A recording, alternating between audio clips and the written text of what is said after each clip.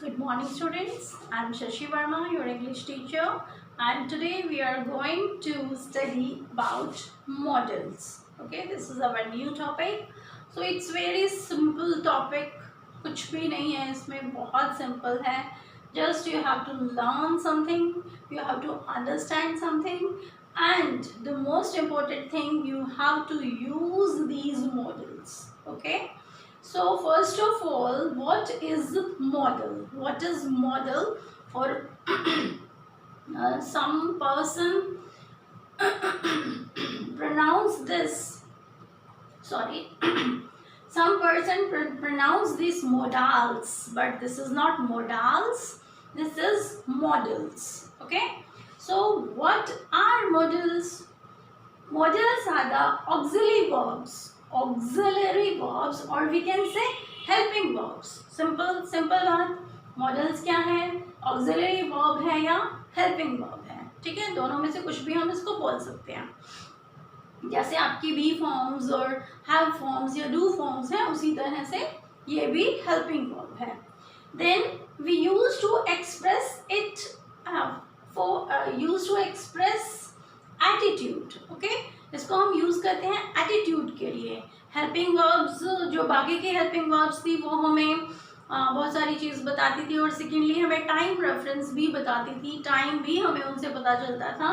But यहाँ पर हम देखेंगे ये जो मॉडल्स हैं, इनका स्पेसिफिक काम है. सबसे पहला जो काम है वो है एटीट्यूड को एक्सप्रेस करना. ठीक है, कुछ एक्सप्रेशंस को एक्सप्रेस करना. और एक्सप्रेशन या एटीट्यूड क्या, कि हम किसी सेंटेंस को जब हम बोलते हैं तो हम किस वे में बोल रहे हैं, हमारा क्या मतलब है बोलने का, कौन कौन क्या चीज़ हम दूसरे को हम दूसरे को कन्वे करना चाहते हैं. ठीक है, क्या मैसेज दूसरे को देना चाहते हैं. सो इसमें फर्स्ट इम्प्रेशन एटीट्यूड हमारा है, या हम एक्सप्रेशन कहें, फर्स्ट हमारा है permission. Okay, for taking permission, first of all see, कभी भी जब हम परमिशन लेते हैं तो हम बहुत एक पोलाइट वे में परमिशन लेते हैं. ठीक है, परमिशन लेना इट मीन्स आप अपने बड़े से या किसी और काम के लिए, किसी और की चीज़ के लिए, उसको लेने के लिए आप परमिशन मांग रहे हैं. So we have first of all एक पोलाइट परमिशन के लिए हम यूज़ करते हैं शेल. ओके, सपोज आपको किसी से पूछना है कि क्या मैं ये कर दूँ, तो आप क्या कहेंगे? Shall I do it, shall I do it. Okay, so and more often I also used to say this, shall we start the class? Okay, so this is your polite permission. Then we have next word, we have can. I'm not going to write all the details, you just listen it, and if you want to write you can write it with me. Okay, then can actually जो permission लेने के लिए word है वो थोड़ा सा informal होता है. मीन्स इसको हम अपने फ्रेंड्स के साथ यूज़ कर सकते हैं, अब अपने एल्डर के साथ तो यूज़ नहीं कर सकते, क्योंकि कैन जो है वो थोड़ा सा हमारा प्राउड भी दिखाता है, कि आपकी ईगो भी शो करता है. तो हम कैन को केवल अपने फ्रेंड्स के साथ या जिसके भी साथ आपका इनफॉर्मल रिलेशन है उनके साथ आप इसको यूज़ कर सकते हैं. ठीक है, सपोज आपको अपने फ्रेंड से पूछना है कि क्या मैं आपका पेन ले सकता हूँ, then you are going to say that can I use your pen. Okay, then we have very polite word that is may. Okay, may word है आपके पास. May generally you use with your elders, like if you want to come in the class, then you know आप क्या बोलते हैं, may I come in ma'am or may I come in sir. ठीक है, then we have might. Might is the past form of may. Might is the past form of may. यदि आप past की कोई भी बात बताना चाहते हैं, ठीक है, then you can use might. For example, he told me that I might see this picture. So हम किसी की परमिशन, किसी ने हमें परमिशन दी है तो उसके लिए हम बता रहे हैं कि he told me that I might see these pictures. Okay, तो this is all about permission, simple है, कुछ मुश्किल नहीं है इसमें। देन एबिलिटी, एबिलिटी मीन्स अपनी योग्यता, इसको हम शो कर सकते हैं bye only two words are there, can and could, can and could, can be used in the present and could for the past. Okay, for example, I can write beautiful, I can write beautiful writing, it's my ability. Okay, I can lift 5 kg या 15 kg weight, so this is my ability.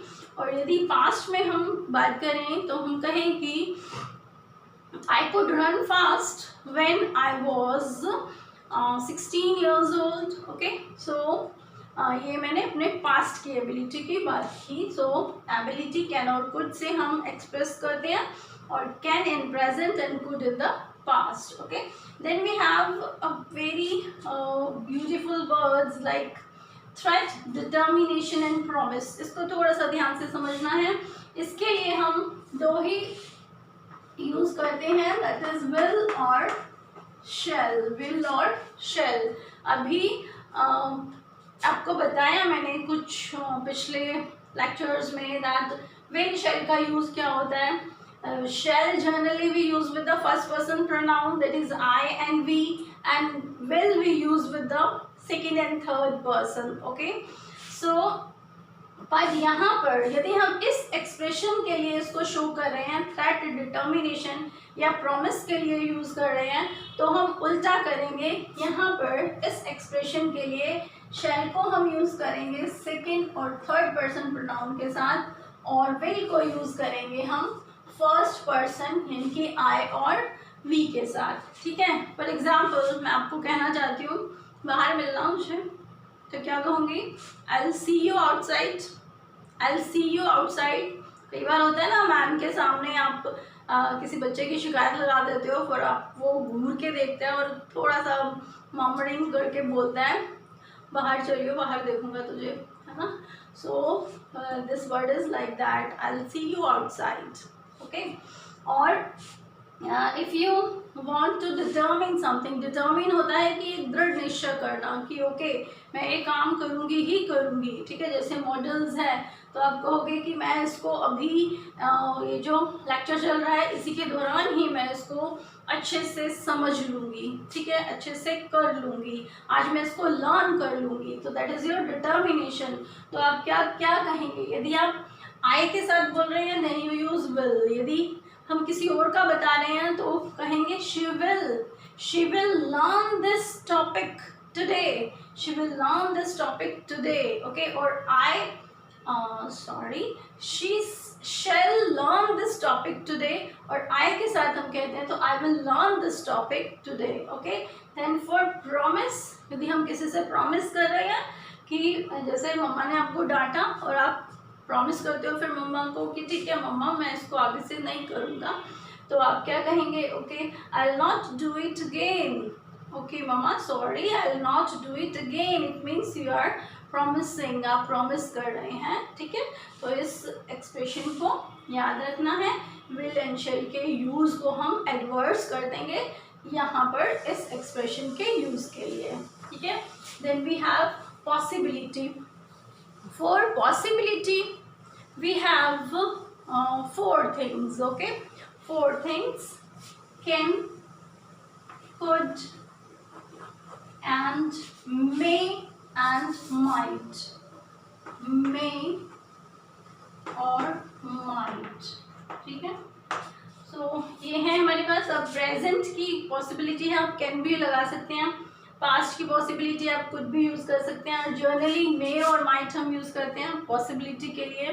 ठीक है, can भी use कर लेते हैं, but may might हम ज़्यादा use करते हैं.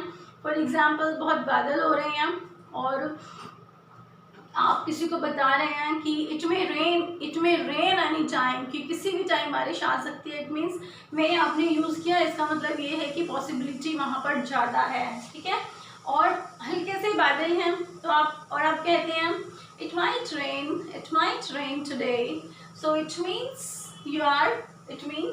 the possibility is less. So when we have more possibility, then we use may. If we have less possibility, then we use might. Okay, understood? Then next we have request. For request we have 3 magic words. Yes, will, then we have could, then we have would. Okay, इसमें आप all we use for request. For example, will you come here please, will you do it for me, will you do it for me. यदि आपने इतना भी बोला कि क्या तुम मेरा ये काम कर दोगे, ठीक है, तो will you do it for me. So this is your request. And generally we use please in the request. हम please word use करते हैं request करने के लिए. Then could is more politer than will. Could से will से भी polite है could you do it for me please. So जिसको आप request कर रहे हैं वो कहेगा कि अरे छोड़ो मैं ही आपका काम कर देता हूँ, ठीक है. Then we have would is more politer than could. इससे would is more polite than could से भी ज़्यादा polite है would. Okay, so would you do it, would you do it for me please, would you give me 1 glass of water please. So these are the very polite words that we use for request. Okay, that we use for request. So now we have only 10 expressions we have, and you have to learn it, then you have to use it. The next we have suggestions, and it's a very simple thing. Suggestions, for suggestion हर कोई दे देता है फटाफट से, है ना. आप कहते हो मेरे पेट में दर्द है, आपके पास 100 suggestions आ जाएंगी कि आपको क्या करना चाहिए. And suggestions, for suggestion we have only a single word that we use, that is should. You should do it, you should not, you shouldn't. आपको ये नहीं करना चाहिए, you should do that, you should consult a doctor. आपको एक doctor से consult करना चाहिए. Like this we have so many suggestions. I need not to tell because you already knew these suggestions. Then the next that we have is wish or blessing. Okay, wish or blessing. If we want to give wish to someone, then we have a single word, that is may. God may bless you, God may bless you. I may get this, I may get this, I may get a beautiful doll. This is your wish. I may get a beautiful doll. This is your wish. And blessing, God may bless you. This is a, so this word we use for the wish or blessing. Okay, then we have necessity. Necessity, or we can say compulsion. Compulsion, or yes, compulsion. Necessity और compulsion. जब हमारे पास necessity है किसी काम को हमें करना ही करना है, हमें ज़रूरत है. कंपल्शन है कि आप उसको करेंगे ही करेंगे, कंपल्सरी है आपके लिए. फॉर एग्जांपल स्टडी है तो स्टडी के लिए आपको क्या करना पड़ेगा, आपको पढ़ना ही पड़ेगा, ठीक है. सो इसके लिए हमारे पास 3 वर्ड्स हैं.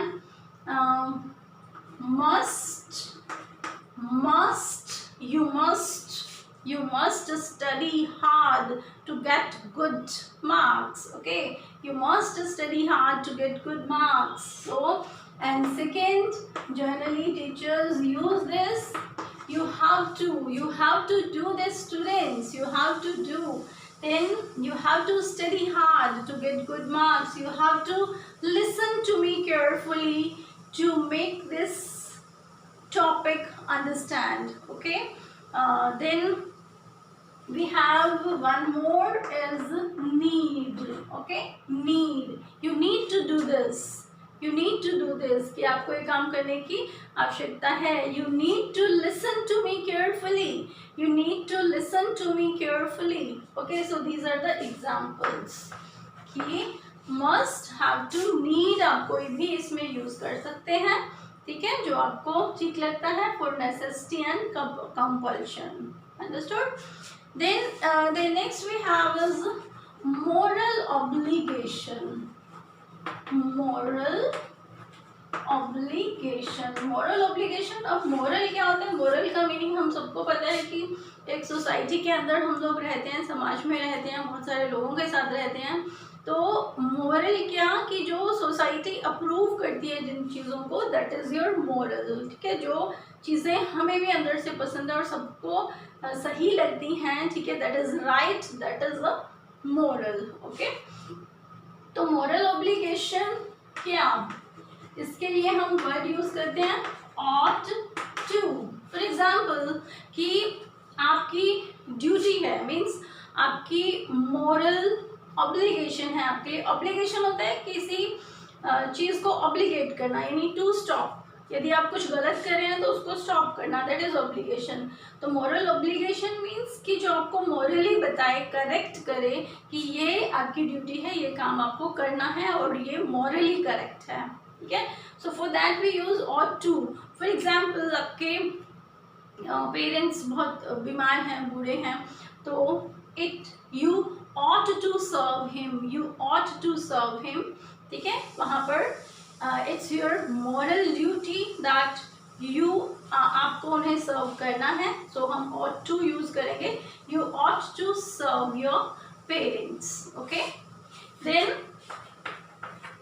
इसके आगे यदि फिलअप्स में आता है तो इसके आगे कंडीशन भी दी होती है, थोड़ा सा हमें समझना होता है कि वो हमारी मोरल ऑब्लिगेशन है या हमारी नेसेसिटी है, ड्यूटी है, क्या है, तो उसके अकॉर्डिंग हम यहाँ पर उसको यूज करेंगे, ठीक है। Then we have habit. For a habitual action we use used to, but used to we use in the past, okay, used to we use in the past, and generally used to we use in the present। I used to do this, I used to do this, it means मैं इसको अभी, मुझे ये काम करने की habit अभी है, और यदि मैं कहती हूँ I used to speak this word 1 year before, I used to speak this word 1 year before, it means I'm talking about past, not about the present, okay। So this is all about modals. I hope you understand this. This is a very simple thing. If you learn this, like expression को समझ के यदि आप learn करते हैं, then it will be very easy for you। I'm writing some words। I used to speak French। I used to speak French when I was in France, okay। अब आप बताइए इसमें कौन सा एक्सप्रेशन यूज हुआ है।